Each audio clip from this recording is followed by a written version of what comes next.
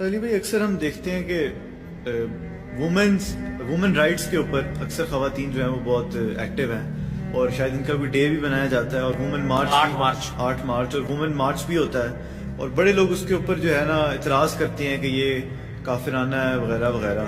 تو ایک مسلمان جو ہے وہ اس کو کیسے دیکھنا چاہیے؟ کیا یہ صحیح عورتیں آواز اٹھاتی ہیں یا پھر یہ ایک فتنہ ہے؟ دیکھیں یہ پوری ایک ڈاکٹرن ہے جس کو سمجھنا ضروری ہے. میں سب سے زیادہ وومن رائٹس میں بلیو رکھنے والا ہوں. میں سمجھتا ہوں کہ سب کانٹیننٹ میں عورتوں کے اوپر بہت ظلم ہوتے ہیں، باوجود اس کے کہ بعض معاملات میں یہاں کی عورتیں زیادہ سکھی ہیں ایز کمپیئر ٹو یورپ اور امریکہ کے، کیونکہ یورپ اور امریکہ میں عورت کو کموڈٹی بنا کے پیش کیا گیا. یہاں سب کانٹیننٹ میں عورت کی عزت تو ہے نا. یقین کریں اللہ سے خوف آتا ہے. ہمارے معاشرے کے اندر بچیوں سے لوگ زیادہ پیار کرتے ہیں بچوں کی نسبت. لوگ تو کہتے ہیں ہندوانہ معاشرہ ہے، وہ شاید بے دین قسم کے ہمارے آباء و اجداد جو گاؤں ایریا کے رہنے والے وہ جٹ تھے وہ کرتے تھے، لیکن ہمارے جیسے جو پڑھے لکھے لوگ ہیں وہ بچیوں کو زیادہ رسپیکٹ دیتے ہیں بچوں کی نسبت. بعض کا ڈر لگتا ہے کہ یار کہیں ناانصافی نہ ہو جائے کہ بچیوں کو ہم زیادہ اہمیت دے رہے ہوتے ہیں بچوں کی نسبت. اتنی وومن کی رسپیکٹ ہے.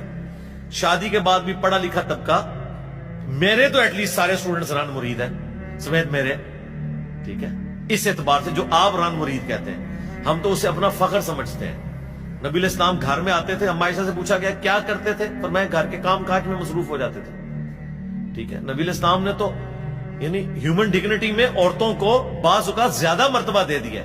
بخاری مسلم میں حدیث ہے سب سے زیادہ حق پوچھا گیا، فرمایا تیری ماں، دوسری بار تیری ماں، چوتھی دفعہ باپ کا ذکر کیا.